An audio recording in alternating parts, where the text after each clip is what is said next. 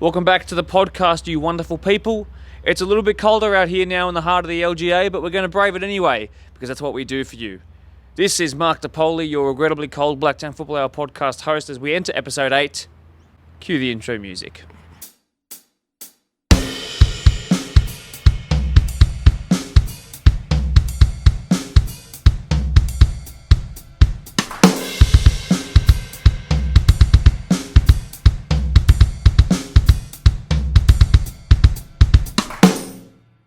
I'm absolutely delighted to be back for another episode, as I always am. Episode 8, we're really getting on with the episodes now. If you do like what you hear, if you do like what you see, please do leave a like, share it with your friends, with your dog, with your cat, with your mum and your dad, your teammates.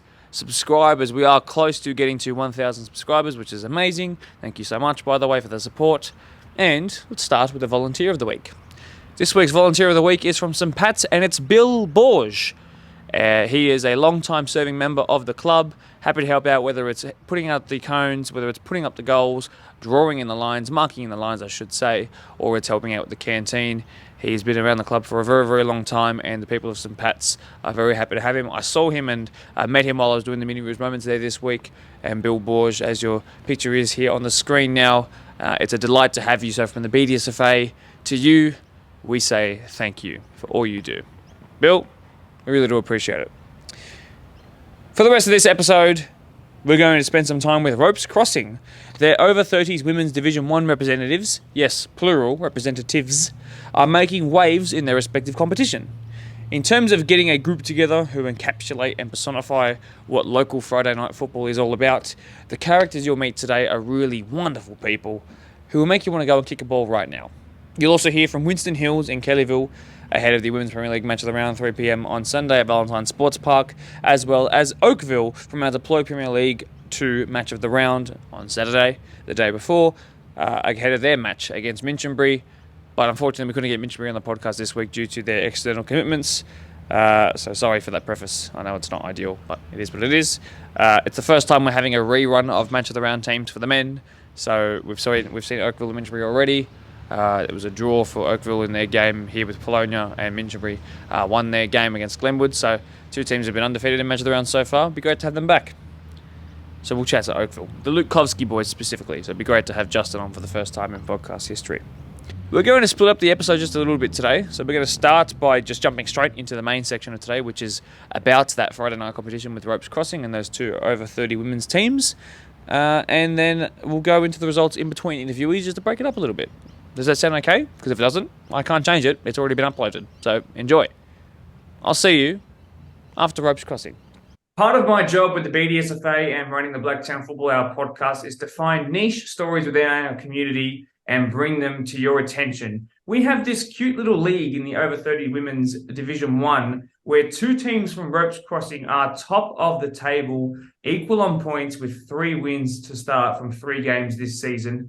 Ropes Crossing over 30 Women's won in the red side of Ropes Crossing. They have scored 21 goals, conceded 4 for a goal difference of 17. For a goal difference of 7 for the white labelled team, they have 7 goals scored, none conceded. Two very different teams, but births from the same club, and they're actually going to face this weekend in a match that will be the ultimate 6-pointer. And while it is only early in the season, I would like to introduce you to Aislinn from the white team and Craig from the red. They are player and coach respectively. They're meeting for the first time today as well. And we're here to talk about what makes an over 30 women's team tick, how the squads respectively came together, and how much they're looking forward to this weekend and the season to come, because it's going to be a long season and I'm sure that they'll be competing throughout. So just generally, guys, thanks so much for joining me here. Aislinn, I'll just go to you straight away. I really do appreciate it. Loving the jacket, by the way, which you've just put on. Thank you. Let's learn a little bit about you first and foremost, because you joined the stream up first. That's the privilege that you get. Talk to me a little bit about you and your time in soccer, just briefly. How long have you been playing for, and how did you come to find this team at Ropes? I started playing soccer through futsal, actually. So I started just playing with some friends in a local comp, and that was sort of, I guess, my gateway into full field soccer. So we played futsal for about 3 years, and then I played a season of full field up here in the mountains where I live. and then got convinced by a friend to come and join this ropes team. So I guess full field, I'm up to about, I think this will be my fifth or sixth season of full field soccer. So still relatively new. I certainly didn't grow up playing the game, but I've always enjoyed watching soccer. And my kids play soccer, so I'm involved with their teams on the weekends. So yeah, so I guess it started at futsal and then sort of grew into full field, and now this Friday night comp, which is great. Well, it's a pleasure to have you in the ranks of the BDSFA now. And we have a couple that come down from the mountains to play across all levels. So it's certainly not it's certainly not an unfamiliar thing. So it's great that we still have that reach out there across all our levels, and there's another one to add to that sort of tally. Craig, you're obviously from the red representative of ropes crossing. You're the coach. Obviously, you're not an over 30 women, if that's not explicitly apparent from just seeing you right now. But it's fantastic to have you here as well as the coach for a different sort of dynamic and sort of take on the team and that sort of thing. Now, I know you want to plug one of your playing or your playing team. So tell me about your time in the BDSFA and how you came to be the coach of this team, for example. Yeah, so my football journey's been a little bit different to Aislin's. I started in the Blacktown comp. Blacktown, born and bred, been there my whole life. Started under sevens, pretty much played my entire life up until even now. I'm still playing. I had a couple of years off for injury recently, but I'm back. Did about 20 years at my first club, and then my team changed to somewhere a little bit more local to where everyone was. Which is Lords, and so we play for Lords in the all age men Div 3 comp. We've been for about 6 or 7 years. The core of our team has been together for I think probably 15 years, maybe. There's a few of us that have been there for a very long time. In terms of coaching, I started coaching my kids a few years ago when they were young, and I enjoyed the challenge of going from like an under fives coach to an under 12s coach or 13s coach. And then my wife and I met about 7 years ago.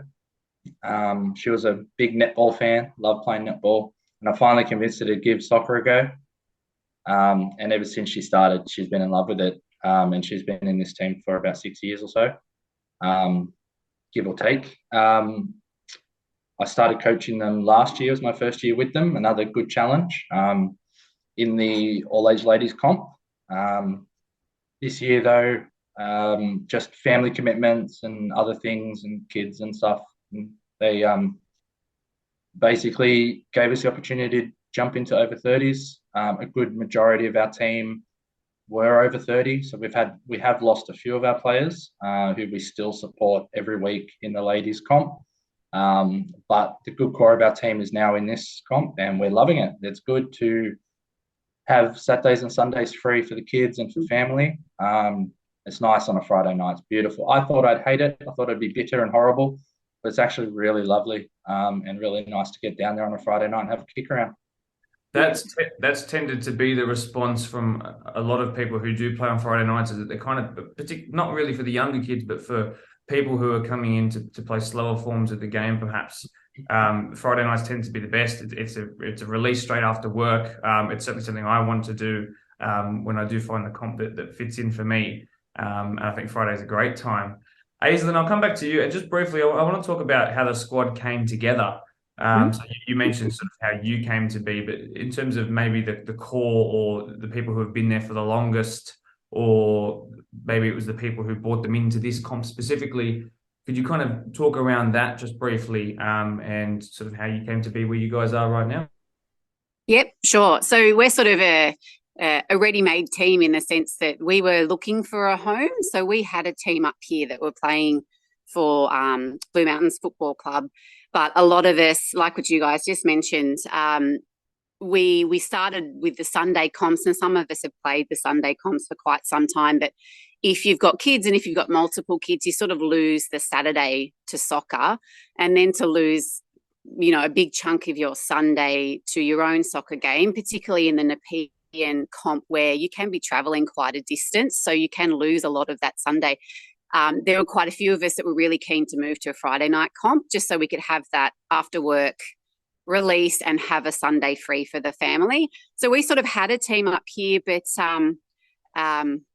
I don't really know the specifics, but Nepean weren't too keen on running a women's Friday night comp at the time.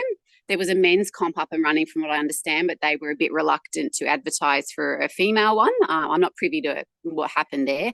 So we sort of had a team looking for a club, and Bozzy, one of the key drivers in the team, who's also my neighbour, started sort of shopping around effectively, and Ropes opened their arms and said, yep, we'd love to have you guys. So we sort of upped sticks and came down to Ropes as a fully formed team, more or less. Well, I think we're a couple players short who decided they didn't want to move clubs or didn't want to play in that comp. So we had to recruit a few additional people, but we all sort of knew people we could rope in. So, yeah, Bozzy was sort of one of the key drivers there, and Ropes welcomed us, and they've been great ever since. And we've been part of that club now for, I think this will be our fifth or sixth season. Fantastic. Really, really good. Craig, on your end, you mentioned that your wife has been involved for 6 years now, or coming into the sixth year now. You're into your second stanza as the coach, which is equally as fantastic. What I might do is I'm not going to ask you the exact same question, because you sort of touched on it when we introduced ourselves to you, and vice versa. So what I will ask you is sort of around what's kept them together. So if you could just touch on, what makes them love football, what makes them love staying at Ropes, what's kept the core of this squad together from what you've observed, firstly from the outside, and then now being involved for a second year now. It's a pretty simple answer, really. It's the club. The club is incredible. They're so supportive. There's always people around. Great with the kids. A lot of my kids don't play at the moment. However, a lot of the girls in our team, their kids do play at Ropes. It's a really nice community. Everyone looks after each other. As you can see, we're always getting kit. They're always happy to splash on their teams and look after us. So that's the main reason why everyone stayed. I put it to the girls about, why are we playing? Like, why do you enjoy playing? What's the draw? And the consensus was very simple. It's friendships, it's mental health, and it's the love of the game in all instances. And that's perfect, because especially when you're adults, people start to lose interest. Other things become more important. So it's really good that we still have this drive in our team for everyone to just love getting out there and having a kick, which is what we're all about, right? Absolutely. Aislinn, does that resonate on your end as well? Oh, sorry, just on mute. Yeah, sorry. Yeah, definitely. Similar thing for us. I mean, Ropes have always been a great club, right from the very beginning, when they were very quick to say, we'll make a home for you all. So that's always been great. They're always really approachable.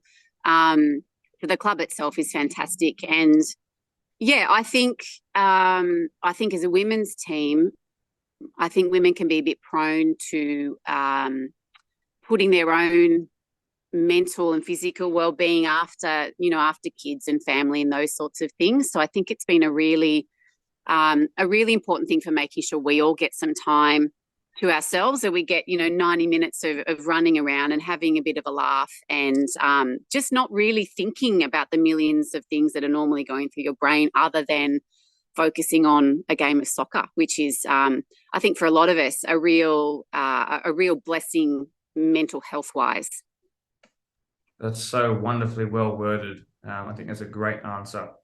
What I will move into now is the way you've developed a style of play. So I can't imagine that. I will take a wild guess, and forgive me if I'm wrong, but I will imagine that on both sides of Ropes red and white, that you would have had players that a couple of years ago would be going into their first year or very, very early years of playing, maybe with not much experience at all. So you would have developed a style of play, and you would have started by accommodating those, but now that you're a bit more experienced and you've done it for a number of years, you definitely have an identity. So Craig, I'll go to you as a coach. Maybe this is the perfect answer for you to give, but what's the style of play that you sort of have to take into this competition? And obviously for you guys, having scored 21 and conceded 4 with a goal difference of 17 after 3 games, it's not bad. So something is clicking really well. So talk to me. How are you making it work? So you touched on it there. There is a vast difference in background in our team. We actually have, I think, one player or two players this year that have never played before. And then we have players who've been lifers, a couple that have played NPL level. Again, the core of our team have been together for about 6 years. So it's a very big mixed bag of skills and teamwork and all that sort of stuff. The way I approach it basically is just pair people up, weaknesses and strengths and stuff. To get to the nitty gritty, if I've got a player that loves to play a long ball, I'll play a winger or a striker that loves to run. If I've got a winger or a striker that likes balls to feet, they play, beside someone who likes to pass the ball around. At this age, again, we're here for fun, we're here for fitness, but most importantly, we're here to just have a good time. And so one of my philosophies is, we slow the play down, play some passes, try to get everyone to touch the ball a lot. Any team, any amateur team can fall into the kick and chase sort of failure a little bit. So I do my best to try to limit that because we don't want anyone running too much. We don't want people getting hurt. We just want everyone having a kick, being involved, passing the ball around, having a good time. And we find that when we can slow the play down, pass the ball, everyone's having a great time. So that's our main drag. We play a basic 4-4-2 formation as well. I find that when I've tried to fix up the formation and change it, based on what's going on, tends to confuse everyone a little bit. So 4-4-2, everyone knows that. Everyone knows what their job is. And then throughout the game, we just tweak little things here and there. That's how we tend to work. Fantastic. Really well done. And it sounds like you have a real understanding of the players in the squad and what makes them tick. And like you said, strengths and weaknesses, and that's okay. And I think you need to respect the competition and the people that you're trying to coach and coordinate. So I think that's a really good approach that you've got there. It's also important to mention that, of course, in this, like many of our competitions where the first word of the league is over, there is a number of substitutions that you can make. It's interchange. So to avoid running all that much, if you've just heard that and you're thinking about playing soccer, don't think that you need to play for a full 90 minutes. No, there is unlimited interchange, and you can come off and do whatever you need to do and strap up the knees, whatever needs to happen. To jump in, any team that's played us will know that we love substituting. We do it all the time, and that's totally fine. That's what we're there for, isn't it? So, absolutely. Yeah. Aislinn, you're out there in the middle of the park every Friday nights, so you would obviously be very aware. You come from a futsal background, which is even more sort of interesting, an extra sort of twang to add into the answer that you might give now. But how do you guys approach the play? Do you also utilize substitutions to your advantage as well? When we've got substitutions, we most definitely use them. I'm hopeful that this season we'll have a more reliable pool of substitutions. I mean, Craig would have experienced this. Everyone would have experienced this over the last few years, but with the COVID lockdown the year before last, and then last year with all the rains and all the COVID passing through, it was just so hit and miss as to whether we had substitutions, whether we even had a team some weeks. So I feel like this year we've hit the ground running. We seem to, obviously, touch wood, those sorts of barriers seem to have subsided. So we seem to have a more consistent team showing up every week, which is fantastic. So we definitely make use of those substitutes when they're there. I think this is really exciting for us, just as an aside, because we've got a number of new people in the team, which is a lot of fun, but we've also got a number of ladies who have had some significant injuries over the past years who are now back up to speed and have come back into the team. So so it's been a really fun season for us so far, having a mix of new faces and old sort of core players. So it's been a lot of fun, and love those substitutions for sure. Good to know that the squad is not only just feeling more committed, but they definitely are showing up a little bit more, and because it's due to injuries in years gone by, it's good to know. And I know it was very hard. Stopped me from playing, for example, the COVID crisis. So I understand that and I empathise with that. So it's good to know that everyone's really starting to see that as a distant memory and learn and reflect from it. Now, I am time conscious. Obviously, this is a Thursday morning, so I do want to start to head towards the wrapping up. But the most important thing is to talk about the game this Friday night, so tomorrow night. So in 36 hours from now, you guys will be kicking off and playing. It'll be Ropes Red versus Ropes White. Ropes are so commonly a team that have teams in grand finals. They were the champions in that sense. They had 13 teams in grand finals here September last year. So I won't be surprised if it's one of you two or both of you guys in, and obviously one of you guys winning at the end of the year. But the first time you guys will meet, Craig, from what you've listened to and from what you've seen from their goal difference, so 7 scored, none conceded yet. Obviously, you'll be hoping to put the first couple of ones past their goalkeeper. Yeah, hopefully. No, we're really looking forward to it, but we're also respecting it a lot as well. We've seen, as on your results, and the fact that you still have clean sheets is a bit scary, to be honest. But yeah, we're just going to line up like we normally do. Win, lose, draw. Like we go out there, we'll be competitive, but we're there for a good time, and that's always our philosophy. So what happens, happens. We hope we can knock a couple past, of course. But for us, I think clean sheet is probably our biggest goal this weekend. We'd love to try and get a clean sheet. But yeah, that's how we are. Fantastic. And Aislinn, on your end, are you guys looking forward to it? And now that you've had this little bit of extra, maybe this is when Adam did reach out to you guys and it went through the group chat and you were planning your answers, for example, did it add to the intensity and the motivation behind it just a little bit? I think you're probably giving us too much organisational credit there in terms of how much notice we got for organising ourselves. But I know at training on Monday night, energy was high and we're pretty excited about it. It's a ropes derby. It doesn't happen. We've typically been the only ropes team in Div 1. There's been the Div 2 team, of course. So everyone's pretty excited. And look, we know a whole bunch of the ladies on the other ropes team as well. So it's always a lot of fun playing toe-to-toe with those ladies.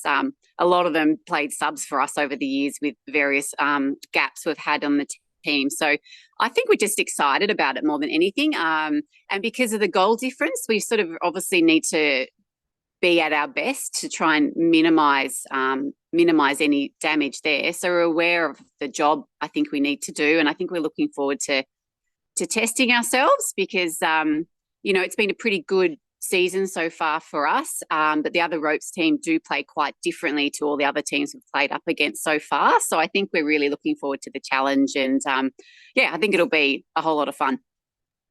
So many similarities, so many differences between the two teams as well. But at the end of the day, the most commonality of them all is that we just love playing football, and ropes is the nucleus of that success that you guys are both reaping the rewards of at the moment.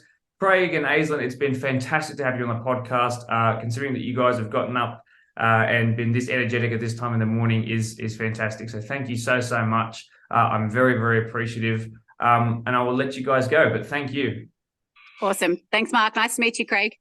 Good luck Friday night. I'll see you on Friday. Thanks, Mark. Appreciate it. Those two didn't know each other at all going into this podcast. And even though they're bound by the same club colours, they don't have to get along, but they did. And like I said right at the start, they encapsulate and personify. That was the phrase I used. Encapsulate and personify what it means to have Friday night club football. And that's what it's all about in that division, at that age group. And I'm really keen to see how their season pans out. And I hope they get to play each other in a grand final, because why not? I can promise you that after that chat, we spent another 5 minutes or so just discussing further on and talking about the mental health benefits as well of being part of this competition.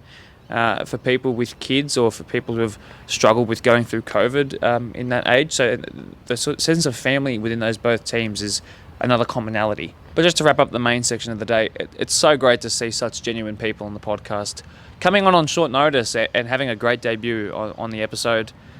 Really great people, and I wish them both the best of luck heading into this Friday night's game.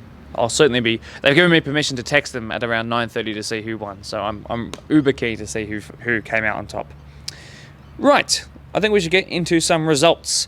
In the Women's Premier League, this weekend's match of the round, Team Kellyville put 3 unanswered goals past Norwest. Holroyd ended their match as 3-1 winners over the other match of the round team for this Sunday in Winston Hills. Castle Hill United and Mariong ended in a score draw before the actual match of the round, which was here, also ended in a score draw. Let's analyse some goals, shall we? Very early on in the game, we discovered a serious weapon in possession of Quakers Hill Juniors. Goalkeeper Ella Wilson can kick a ball out of her hands as far as I've literally seen anyone do it ever, men's or women's, NPL or local, juniors or seniors. It left Marion Schroeder to run onto it perfectly. It was straight as an arrow down the middle of the park, only bouncing twice before she got it under control. She then lashed it past the goalkeeper, and because it was a last man situation, none of Parkley's defenders could realistically bring her down without risking a red card so early on in the game, and it was early on. Although Brittany Rogers was the first to sort of catch up to her, perhaps on a different day it falls differently or bounces differently and the centre half can clear it. But really, not quite a freak goal, but a sensational goal nonetheless. And that's a real weapon, Ella Wilson, you are. Now, with this equaliser a long way down in the second half of this game, I'm still indecisive of whether this was actually a cross or a shot. Either way, an unbelievable strike on goal. And I'll give Cass the benefit of the doubt, the Golden Boot winner that she is. I'm sure she was hitting on target intentionally. I've got nothing to critique here from a Quakers Hill Juniors perspective. It was simply a jaw-dropping goal and moment when it went in. 1-1 that game ended. Now, off the back of the WPL match of the round, I think we should go and visit Winston Hills Bears ahead of their matchup against Kellyville on the live stream on Sunday. I'm joined by Maddie and Jason, the vice captain and coach of Winston Hills Bears. They've had an interesting start to the season, some good performances where I'm sure that they've learnt a lot, but I'm sure they would like to really make do on their best abilities come the match of the round this weekend. It's a tough ask up against local rivals Kellyville, but you've got to beat the best to be the best. First and foremost, guys, thanks so much for joining us here tonight just before training. How are you guys feeling generally about the both of you? Yeah, good. Yeah, good, thanks. Thanks for having us again. Of course, no, any time. We're already back to having teams recycled on the match of the round, which is great. We get to see how you guys progress throughout the year. So this is one of my favorite things, is going over and watching you guys again in the match of the round. We will start with the first match of the round, which was a difficult one for you guys. Now, if you're watching along and you aren't quite clued in, Winston Hills were playing up against Greystone, so it was Hills versus GDSFA Granville. You guys had a lead twice, unfortunately, and surrendered that lead. And then not only that, but there was a last-minute goal against you guys from their captain, who was also on this podcast, and she won with seconds to go in the game. I want to know what you're willing to reveal to us. Obviously, I don't want to get into know everything about what happened in the dressing room and stuff, but just what was the reaction like directly after that? And so what were the words that you might have said, Jason, for example? Oh, it was difficult, mainly because the girls played really well, and they've only had limited games together, being a new squad. It was just flat because they knew that they sort of let it slip.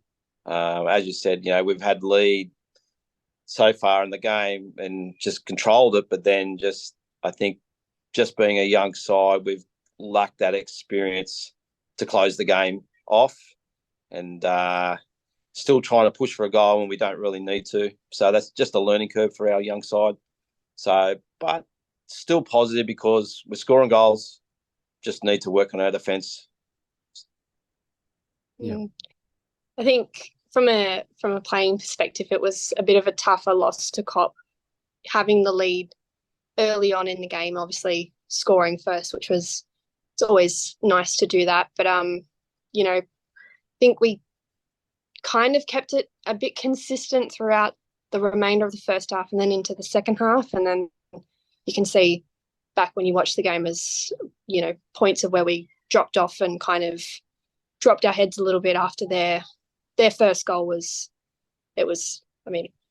cracking kick. So, not many goalkeepers would anticipate that going in from there. So props to them. But, we kind of just dropped our heads, and I think that's where we really kind of did ourselves in a way. So, but I guess it's all a learning curve. As Jason said, we are a young side, so this is a new experience for some of these girls. So, we just build on that and, take that into the next weeks and see what we can produce from here on out, I guess. Absolutely. Speaking of taking into the next weeks, you guys had Holroyd up next. Now, for a bit of context, again, if you're new to the WPL, last year before the WPL existed, Holroyd were second to Rydalmere in the BDSFA and GDSFA all-age women's one competition. They were on equal points, but a better goal difference than Parkley, for example, who just played a game on the weekend gone by. So a very good team, and they're top of the table for a reason at the moment. Not just because they haven't had a bye yet, but because they're very good. That result went 3-1 their way when you came up against them most recently. I want to know, performance-wise, could you pick any particular positives or signs of progression from that game? Or was it another learning curve in a way? I think, again, it was very similar to the first game. We got the lead and we threw it away again, unfortunately.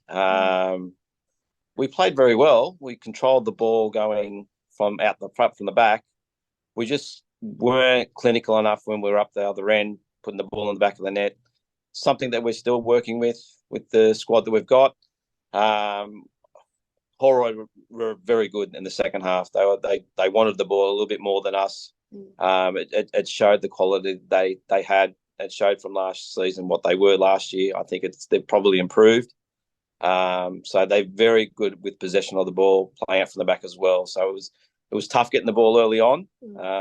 Getting into the game was hard, but once we got that goal, we sort of settled in and started to dominate a little bit better. But then just that again, once again, we're lacking a few experienced players. A few girls were out as well. So we just struggled there at the back end of the game. And then the 2 late goals in the second half. So just, again, playing away, you always want to get a point, when you're playing away. So something we're still learning, thinking we have to win every single game, but points are always good for us. Maddie, I'll just jump in just quickly. Sorry, I hate to interrupt you. I just want to know, knowing that you guys are you're out in the middle of the park, so you're the one who can sort of talk about this best, but you're out there and you're competing, and you are competing with these teams who are very good teams. Greystanes and Holroyd are towards the top of the table, like I said, for a reason. So you've played against a very, very good competition to start off with, but you guys are competing with them, including having the lead against them. So there are certainly positives that you can look at, but also losing the lead then points to a couple of negatives. So when you are out there in the middle of the park, are you finding that it's a physical thing, it's a psychological thing? Again, it's very early, so it might not be a touch point just 100% yet, but to surrender a lead on 3 different occasions across 2 games might put in the general direction of something. So do you think it's more sort of psychological, or is it an ability thing? What do you think it is out there? I think it does come down to a bit of psychological and experience, and also physicality as well. We knew, going off kind of the grapevine, we knew that Holroyd were going to be a bit more of a physical team. As Jason said, they wanted the ball more. They're a bit quicker in certain aspects. They used, quite a bit of their space. Their midfield was quite structured. So I think we just became complacent, and you can see when we become complacent, that's where, we let things slip, and unfortunately it leads to 1 goal and then another goal, and unfortunately the 3 goals on top of our 1, and the final whistle kind of cements that, which is disappointing. But again, I mean, as you said, there's always got to be a winner, always got to be a loser. No one likes being the loser, but that's sport, I guess. That's football. Yeah, I'm sure it'll come in time, particularly if you have this young squad. It's not a squad that I'm 100% familiar with just yet, but from all accounts, and from what I've watched certainly and listened to, talking to you guys, it sounds like it's got the train tracks down. You just need to get to the end of the line, I guess. Coming up against Kellyville, as we sort of head towards the end of this interview, let's talk about this weekend. So Kellyville, it's a Hills derby of sorts. We've just had a Blacktown derby. We've got a Hills derby now. Had an undefeated start to the season, a pretty decent 3-0 win for them on the weekend. Talk to me about years gone by in games against them. How have you, first of all, tell me how you've fared results-wise, and tell me what you sort of expect from their play style, having watched them. Let's go through that. So results, and then how they play. Yeah, so coming off the back of last year, they were more of the dominant team between us. They're similar to Holroyd. They were quite physical. They're fast. They're structured. They're a very good team. I'm not sure how many they've retained from last year, what their squad is looking like this year. But in years gone by, they've always given us a really good, tough competition. We fell short of the grand final last year, unfortunately. But, years prior to that, they've always been, other than Castle Hill, it's always kind of been us and Kellyville to kind of, succumb to the top of the table. So it's a good, healthy competition between us. I think they're a great squad. They're a good bunch of girls also to play against. And we appreciate the competition that they bring to us, and I'm sure they hopefully appreciate the competition that we bring to them. Yeah, I think it's me being new to the Women's Premier League this year with Winston Hills, so I haven't really had a lot, but knowing and hearing around the traps all the time that it's very, very fairly even until the last couple of years. Winston Hills a few years ago, it used to be the dominant team, and it's just gone through that cycle now. Kellyville's got the players, they've got that structure there over there at Kellyville. So I think it's going to be a tough game for us. But we've got plans ready to counteract them when they come forward at us. So I think it'll be a really good game. Fantastic. Guys, it's good to have these interviews in really short, sharp bursts. So thank you very much for being willing to being so willing to participate. You guys have been probably the most enthusiastic when it comes to these, and certainly the most well organized. That's not a slight towards anybody else. It's just you guys are really keen, so I'm really appreciative of that. I didn't quite catch that. Sorry. What was that? I said we enjoy it. We like this sort of stuff. It's good. Good. Yeah, I'm glad. But yes, thank you very much for participating. Wishing you all the best of luck. I'll be tuning in afterwards because I've got to work on Sunday here, but I'll be tuning in afterwards to watch it back. I'll try and keep the notifications off and other people texting me, but certainly wish you guys the best of luck. And thank you very much for joining us. Thank you for having us. Thanks, Mark. Thank you. Thank you. It's always a great chat with Maddie and Jason from Winston Hills. I really like speaking to those guys. Let's see if they can find their first points of the season this weekend up against tough opposition. I am joined by Bob Harold, the coach of Kellyville Colts' Women's Premier League side, and the majority of their squad who have turned up early to training to join in on this Blacktown Football Hour podcast interview ahead of their match of the round this weekend against Winston Hills in a Hills derby. Guys, just generally, thanks very much for joining us on the podcast tonight. How are you all going? Very, very good, thank you. You girls all right? Yeah, pretty cold out here. Looking forward to Sunday's game? Yeah, we're a bit cold. We've got to get started. Go ahead. I'll make sure it's quick so you can all get moving. Let's just do a bit of a throwback to the very first match of the round that you guys were involved in. You guys came from behind to win. A very good performance in all areas of the pitch. What do you remember about that game up against Marion, one of the Blacktown teams? And were you satisfied with the result come the end of the 90 minutes? Look, they're a great team, Marion. They brought the game to us on the day. They got the first goal. That was very good. Our girls tucked in, played with composure. We managed to hold the ball for a lot of the game. But Marion are a very strong team, and we were very pleased with the result, 3-1.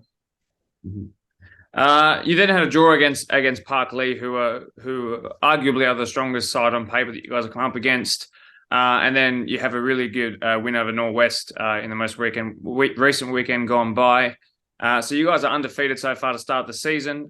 Was this the expectation to be in a position like this, or would you have rather have gone 3 from 3? Well, I don't know, Natalie. You're the main defender. What do you think? Would you prefer 3 from 3? I don't really look at the result, but I think it's really good that our team have improved in our shape and our movement. Like, I feel like the first game we were a little bit all over the shop trying to get used to each other, and then every week we're just constantly improving. So yeah, it definitely showed against Norwest. So we're just hoping that we focus on our game, not really the result. It would be good that we do win, yes, Bob, but I think our football is more important at the moment. Well, I'll keep the camera with Natalie, if that was your name. I'm just trying to remember. Yeah. Considering that you're a performance focused person, What are the kind of things that you've noticed out there in the middle of the park that have improved since round one, even though it's been a short amount of time since then? Mainly our formation. We're a little bit confused about how we wanted our formation to be at first, and it took a while for us to get used to that, especially like organising our midfields and switching.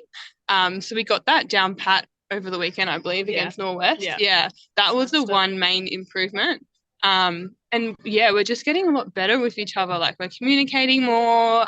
We are understanding our roles, and like, we trust our teammates to do their job. So that was also a big improvement on the weekend. Very good. Bob, if you can hear me, I'll pass it back to you if you wouldn't mind. Just regarding playing against Winston Hills in years gone by, I know that you're an incoming coach for this year, but I'm sure you're aware of what this Winston Hills side have been capable of. They've been quite good. By their own admittance, they were probably better a couple of years ago when they were pretty consistently the dominant team. But what do you sort of know about them? What have the players told you about them coming into the game this weekend? Oh, we know Winston Hills very well. We know they're a very strong team. They're an excellent club. We respect the club and the team very much, and we're really looking forward to Sunday's game against them. We don't expect an easy ride at all, not against Winstow. Of course. Guys, that's all I need from you guys. Very good and very streamlined as per usual. Thanks for giving me the time of day. Just a little bit before training. Go out there and get warm. I won't be able to watch your game live, but I'll be watching it back after we finish here with some of the NPL stuff. But thanks again for featuring as always and being so keen. And best of luck come 3 p.m. Sunday. It'll be a great game to watch, Mark. Make sure you put some time aside to watch it. It'll be one of the best games to watch all weekend, mate. Thank you. See you later, guys. Thank you. Thank you. In the Deploy Premier League 2, St Pat's and Polonia played out a thrilling 3-3 draw. Glenwood put 3 on Spurs, who could only put up 2. It's a big win for the Redbacks, certainly. Quakers Hill Tigers turned on the star with a 5-1 win over Oakville. Speaking of Oakville, let's go chat to the Lutkovski boys. We are heading to Colby Park for the Deploy Premier League 2 match of the round this weekend as Oakville United take on Minchinbury. I'm joined by father and son, Sebastian and Justin, who are here to chat to us about the match of the round coming up this weekend. They're live from Colby Park right now, which is where we're headed. Boys, thanks very much just generally for joining me. How's it feeling down on your end? Oh, look, it's looking good. Field's looking good, ready to go. Boys are ready for the big occasion, I guess you could say. And yeah. Fantastic. So you guys are actually the first 2 teams to have a rerun of the match of the round so far. So we get to have a look at you for the second time. Just the fact that we get to say it's a match of the round at Colby Park, for you both, knowing how much work you've put in, how does that make you feel? Look, it's been a long time coming, if I'm honest. Not getting any revenue through the canteen's a big one. And, you know, we've got a lot of young kids that we're trying to bring through the club. And as you know, we're a little bit further out than everyone else. So having a match of the round here is good because we can bring our kids down to watch. The mini roos are really looking forward to it as well. And also just bringing the community back with a bit of spirit. You know, as you said, we haven't been here for years due to water and, you know, even the community around us and the houses. It'd be good for them to have an opportunity to look out and see some, you know, action happening down the park again. Justin, is it the same on your end? Is it a feeling of, is it a welcome feeling? Oh, it's more relief that we can actually have a home game, you know. 3 years with no revenue, as Sebastian was saying. We've actually made more revenue over the trial games than what we have over the last 3 years. Also shows the community the resilience, I guess, that we're still here and we still want to build on it. A lot of gratitude to the sponsors and things like that for helping us along the way. Yeah, so it's a good relief to be at home. So, yeah. Absolutely. So you guys are actually doing pretty well in terms of an undefeated streak heading into last week. Predominantly draws, yes, but of course a win to throw in there too, but still very early on into the season. It did go Tigers' way, who are probably most people at this point favourites to be really up there, if not, you know, the front runners of this league. I just wanted to know, it did go 5-1 their way. What sort of went wrong in that game? Was it close at any points, or was it them all the way throughout the 90? Well, look, when you play Tigers, they're a quality outfit. Now we all know that. Last year, we had our ups and downs with them, which was great to see. But when you go into a game against quality like that, and we were down our core of the team, we're missing quite a few players, and just so happened to be the spine of the team.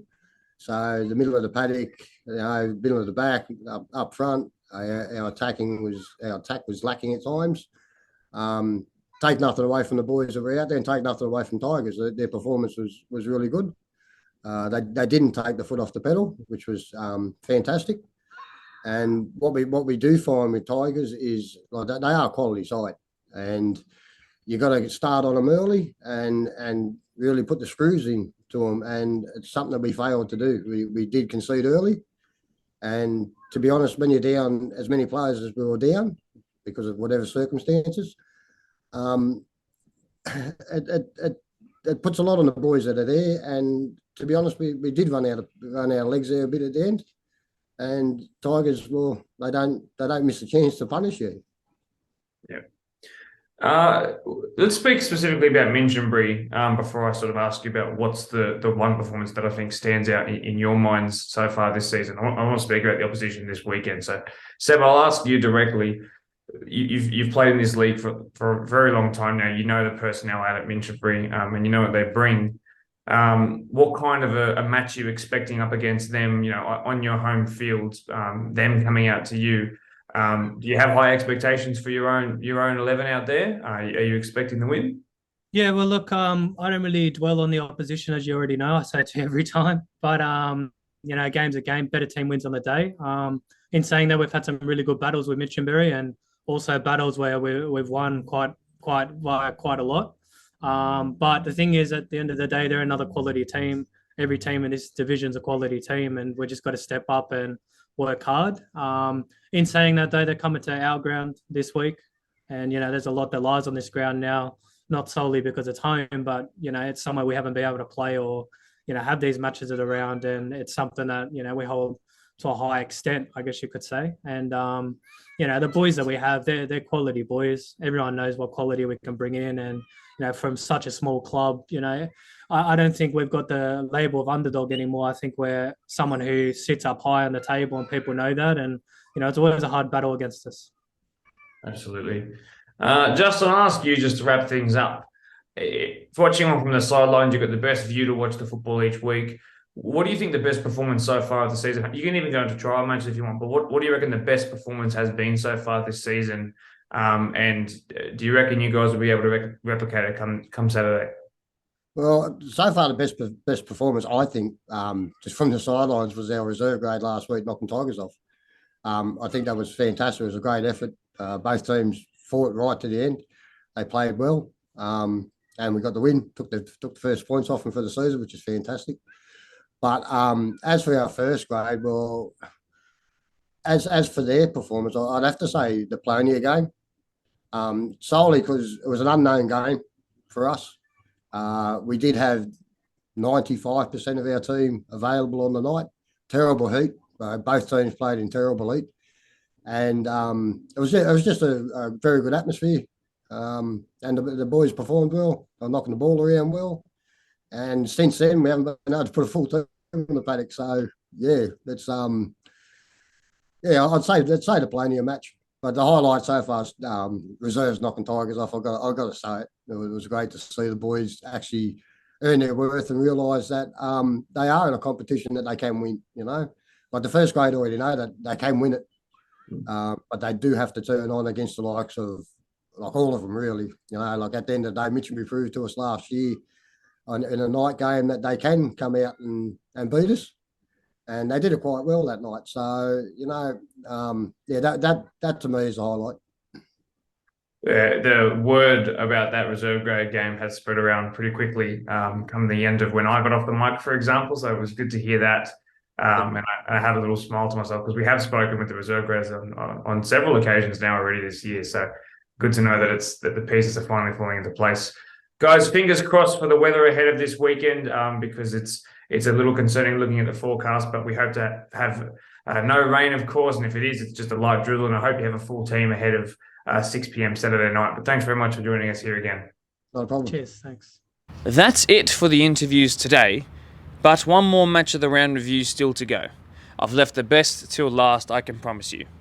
Before that, though, some more results. In the Deploy PL 1, Eastern Creek 3, Ropes Crossing 2, Marion with their last kick of the game win over Parkley, 1-0 it was. Workers 2-0 over Prospect. The grand final replay saw Ponds go 3-1 up over Doonside, although Ponds, I haven't written this down so I sound strange, but Ponds did lose 3-2 in extra time last night in the Cotton Cup, which is a bit of a shame.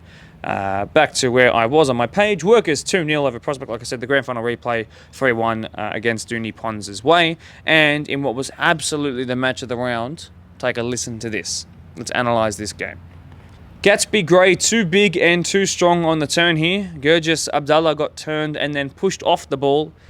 6 minutes later, Luca Gallo displayed the technical ability that can be utilised now, even more so, having become a fullback this season, allowed the time and space to pick this perfect pass to Will Salinas. Jack Edwards and Abdul Kamara were still asleep at this point in the game, so much space between the centre-back and right-back, and they didn't even chase down the winger, who made it 2-0. Some high RPM on the deflected ball come minute 16 led to a horrible goalkeeping mistake by Leroy D'Souza. In the blink of an eye, it was 3-0 and Riverston really looked out of it.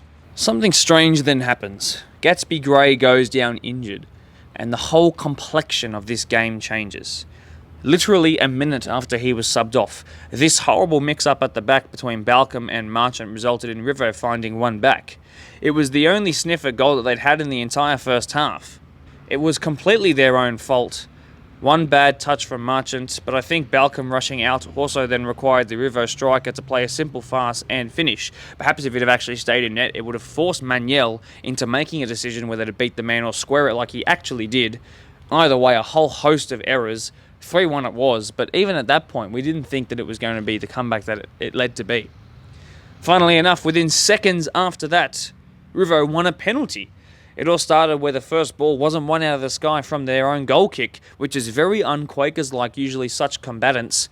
So they pressed forward, did Riverston, and Conor May's headed back pass was limp, forcing Balcombe to venture forward up against Sekulic, who is way too smart to not go down under the contact that he received. Clear penalty, then followed up by a good finish by the man who won it.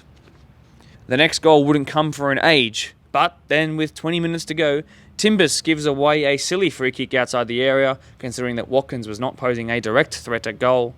A bounce in the box, a bit of mayhem, a strike at goal and a hand raised by Matty Pombart. Handball, penalty. Argar Mawan, the stutter was perfect, bottom left, we were tied at 3-3. Come now the 92nd minute, Quakers give the ball away in their own attacking third. Here come the fresh legs off the bench of Rivo. If anything, this here should have actually been a penalty, but play went on. And then Argar Mawan sealed his hat-trick, sealing an improbable comeback and cueing some amazing celebrations. To be honest, Quakers looked shot, dead in the backside at this point, run ragged, and they looked like they were just desperate to regain their lead, considering that they'd lost it following such a bright start to the game. Not willing to track back after losing the ball high up in the pitch, and it's cost them not just 3 points, not just 1 point, but a bit of dignity. Riverston 4, Quakers 3. Well, that's going to do it for another week of Blacktown Football Hour podcastness.